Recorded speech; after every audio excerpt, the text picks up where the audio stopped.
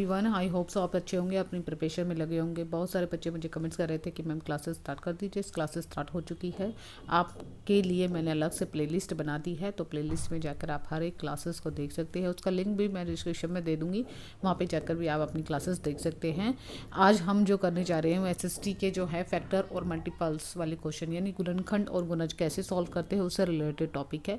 हर एक टॉपिक में मैथ्स से, SST से, प्लस आपका CDP से जो मेन टॉपिक प्रीवियस ईयर में क्वेश्चन में पूछे गए हैं वही टॉपिक मैं आपको पहले कवर करवा रही हूँ। फिर हिंदी का करेंगे, फिर देन हम प्रीवियस ईयर के पेपर की प्रैक्टिस करेंगे, क्योंकि इसके आपके पास कंटेंट नहीं होगा तो आप यहाँ पे देखकर अपने प्रीवियस ईयर के पेपर कर सकते हैं विदाउट टाइम ना वेस्ट करते हुए। अगर मेरे चैनल पर फर्स्ट टाइम है तो चैनल को लाइक, शेयर और सब्सक्राइब कर दे, ताकि आपको नोटिफिकेशन जल्दी मिले। यहाँ पे एजुकेशन और गवर्नमेंट जॉब से रिलेटेड अपडेट मिलता रहता है। स्टार्ट करते हैं हम। आज मैथ्स की जो है 3rd क्लास है, जिसमें से हमने पढ़ना चाहिए गुणनखंड और गुणज के सॉल्यूशन क्या क्या होते हैं।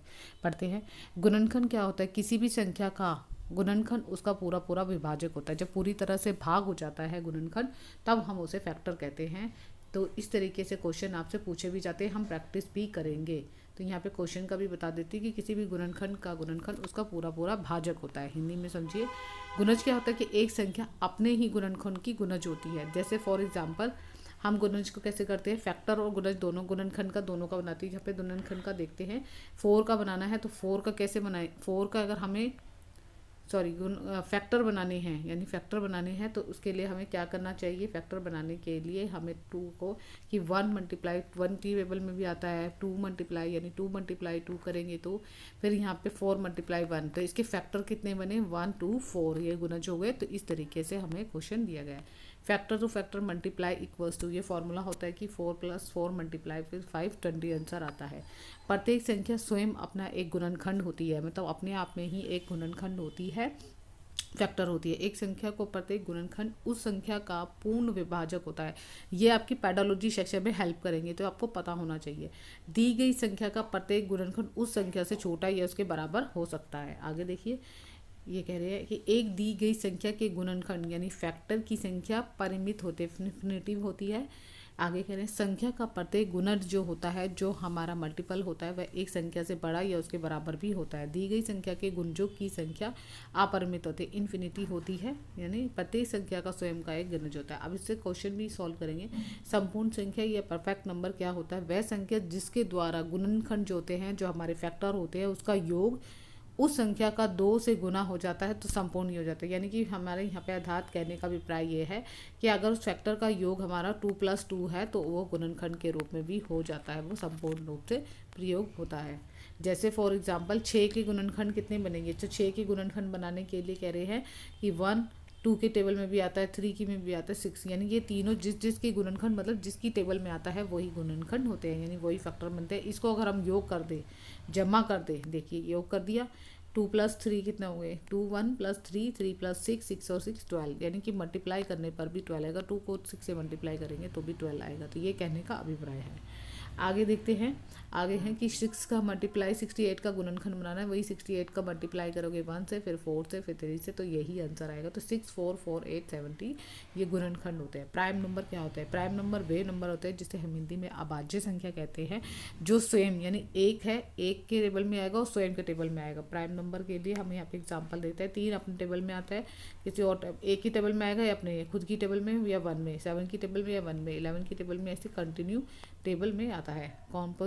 कॉम्पोजिट नंबर कौन से होते हैं? भाज्य संख्या वे होती है जो 2 या 2 से अधिक गुणनखंड बनाए, यानी 2 की टेबल में, और इसके अलावा 2 से ज़्यादा भी हो सकते हैं। जैसे 6 है, 6 का अगर हम देखें फॉर एग्जांपल, अगर मैंने 6 का देखा तो 6 से 1 की टेबल में भी आता है, 2 की टेबल में भी आता है, 2 से अधिक 3 की टेबल में, 3 2 जा 6 होता है। तो यानी कि 2 से ज़्यादा गुणनखंड बनाए, फैक्टर बनाए, उसको हम क्या कहते हैं? उसको हम भाज्य संख्याएं कहते हैं। ये एक ना तो अभाज्य संख्या है और ना ही भाज्य संख्या, तो याद रखना इस चीज़ के बारे में। ये नोट इसलिए मैंने डाला हुआ है, आपकी हेल्प करेंगे एग्जाम में। यहाँ पे थोड़ा ऊपर नीचे, इवन नंबर। इवन नंबर क्या होते हैं? इवन नंबर वे नंबर होते हैं जो 2 से विभाजित हो जाते हैं। याद रखना, इवन नंबर या सम नंबर जो 2 से विभाजित हो जाते हैं। यानी कि अगर मैंने सपोज यहाँ पे 12 लिया, ठीक है, मैं आपको दोबारा बता रही हूँ, अगर सपोज मैंने यहाँ पे 12 लिया तो 12 किसी से डिवाइड होगा? 12 2 से भी हो जाएगा, 3 से भी हो जाएगा, 4 से भी हो जाएगा, और 12 6 से भी हो जाएगा। तो जिसकी और खुद की टेबल में भी 12 आता है, ठीक है। तो ये चीज़ यहाँ पे याद रखना। तो इस तरीके से ये क्या हो गया, हमारे विभाजित हो जाते, पूरी तरह डिवाइड हो जाते हैं। ओल्ड नंबर वेव नंबर होते हैं जो 2 से विभाजित नहीं होते, जैसे 3 हो गया, 1 हो गया, 3। याद रखना इवन नंबर 2 से स्टार्ट होता है, 2 4 6 7 8, जबकि ओड नंबर 1 से स्टार्ट होता है। तो 1 इज विषम संख्या, इज 2 इज सम संख्या। ठीक है, 1 3 5 7 8।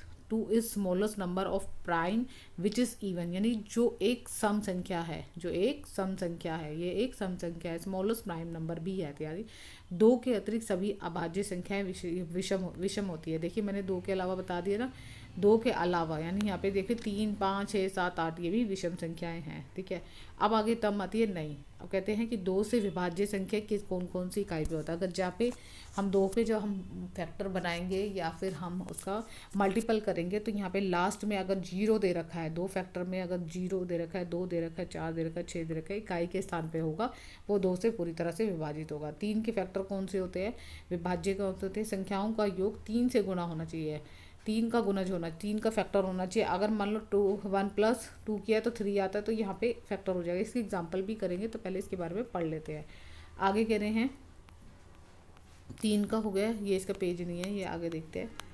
आगे 3 के बाद हमारा देखिए फॉर एग्जांपल यहाँ पे मैंने दे दिया 3 का, देखो कैसे होगा। 3 का अगर हम देखो यहाँ पे एग्जांपल मैंने दे दिया कि यहाँ पे 4, यहाँ पे कह रहे हैं 4 + 3 + 1। अगर हम इन दोनों को सबको प्लस करते हैं, इनके योग को प्लस करते हैं, 4 + 3 + 9 सॉरी 5 5 और 3 8 और एक 9, तो 9 किसका फैक्टर है, 3 का है, तो 3 पूरी तरह विभाजित हो रहा है। तो इसलिए 4 से देखते हैं, 4 से विभाजित क्या होता है, 3 या उससे अधिक संख्याओं की एक संख्या 4 से विभाजित होती है। यदि इनकी संख्या 4 से विभाजित होती है, तो यदि उसके अंतिम 2 अंक यानी इकाई और दहाई के अंक की संख्या से 4 से विभाजन होनी चाहिए।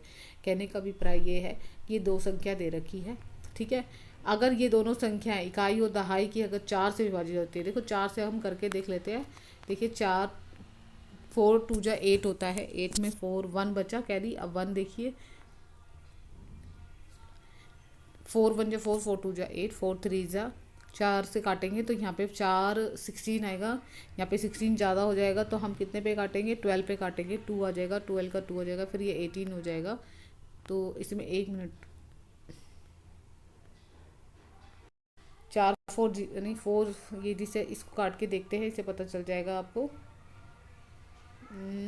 4 से 4 2 जा 8, फिर 1 कैरी बचा, 4 3 जा 12, फिर यहाँ पे आ गया 20, तो 4 5 जा, यानी पूरा पूरा विभाजित हो गया। तो यहाँ 2 और 5 भी विभाजित हो जाएंगे। तो इसलिए इस तरीके से काटने से हमारे 4 विभाजित होते हैं। 5 का देखिए, 5 से विभाजित यदि संख्या का इकाई का अंक 0 या 5 हो तो विभाजित हो जाएगा। देखिए यहाँ पे 0 भी है, 5 भी, अगर उसको विभाजित करेंगे तो हमारा आंसर आएगा। 6 का याद रखना है, सिर्फ ये पीछे की टर्म आपको एक एक करके याद रखनी है। यदि 6 संख्या में 3 या 2 विभाजित हो तो वह संख्या से भी विभाजित हो जाती है। 3 2 हो और 0 हो तो ये दोनों ही संख्या विभाजित हो जाएगी। आगे देखिए 7 का क्या 8 का रूल बता रहे हैं। 8 से विभाजित 4 या 5 उससे अधिक अंकों की कोई 8 से विभाजित होती है, यदि अंतिम 3 अंक से बनी हुई संख्या 8 से विभाजित। अंतिम 3 क्या होगी, इसका योग होगा, तीनों का अंतिम योग 5 और 3, 5 और 2 कितने हो गए, 5 7 और 1 8, तो हो जाएगा 7 और 2 9। तो ये भी विभाजित हो जाएगा अगर तीनों संख्याओं का योग, आपका योग या अंकों से बनी हो। तो यदि 9 को कह रहे हैं 9 से विभाजित, यदि किसी संख्या के अंकों का योग 9 से विभाजित होता है तो वह 9 से विभाजित होगी। जैसे दोनों में 18 27 9 है, विभाजित होते हैं। इन दोनों को विभाजित करोगे, यानी कि लास्ट के जो डिजिट होते हैं, डिजिट कौन से वाले लास्ट की, ये 8 और ये 9, अगर हम प्लस करते हैं तो 9 आता है। इनका टोटल अगर विभाजित हो जाए, इनको विभाजित कीजिए 9 को, तो 9 पूरी तरह विभाजित हो। 10 में कह रहे हैं कि 10 से विभाजित यदि किसी संख्या की इकाई के स्थान पर 0 हो और 10 से विभाजित हो जाती, 0 होंगे वो सारे के सारे 10 से विभाजित हो जाएंगे। 11 का रूल बता रखा है।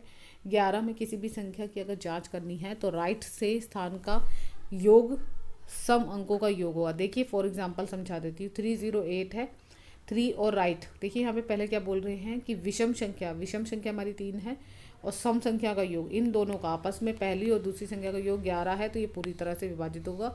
सम का 0 है, अंतर क्या होगा, इसमें से करोगे तो 11, तो 11 आसानी से इसमें हो जाएगा। अब है कॉमन फैक्टर, जिसे बोलते हैं गुणनखंड या गुणज। अब हम यहाँ पे 2 4 का गुणनखंड निकालते हैं। तो गुणनखंड यानी कि कॉमन फैक्टर होते हैं 2 4 का, निकालने के बाद 2 से होता है और यहाँ पे 2 इंटू यानी इसे मल्टीप्लाई करके जाता है 2 इंटू 2 इंटू 2 इंटू इस 8। तो इसका इनका फैक्टर भी बनाना है, फैक्टर आपको पता ही है, इनके अगर फैक्टर भी बनाओगे अलग अलग तो भी यही आंसर आएगा। आगे देखिए प्राइम नंबर अभाज्य गुणनखंड क्या होते हैं, जिसमें 140 का सीधा सीधा बनाना है। तो ये अगर आपको नहीं आता तो ये बहुत इजी है। इधर से मान लीजिए सपोज कीजिए मैंने 12 का बनाना, तो 12 किसकी 2 की टेबल में आता है 2 6, फिर 3 टेबल पता होनी चाहिए तभी आप कर सकते हैं, फिर ये 3 से फिर देन 1। तो इस तरीके से फैक्टर बनते हैं और इनको मल्टीप्लाई करोगे तो सेम आंसर होगा, अगर नहीं होगा तो गलत फैक्टर बनाया है।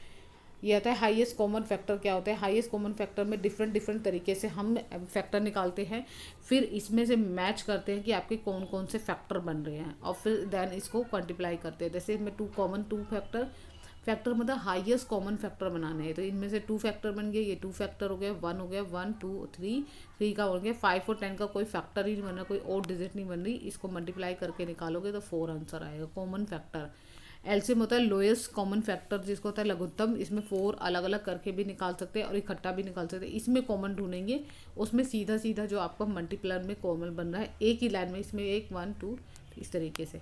ठीक है, आगे एलसीएम वाले में देखिए कॉमन फैक्टर कौन कौन से बन रहे हैं, उसको मल्टीप्लाई करके आपको ऐसे करना होता है।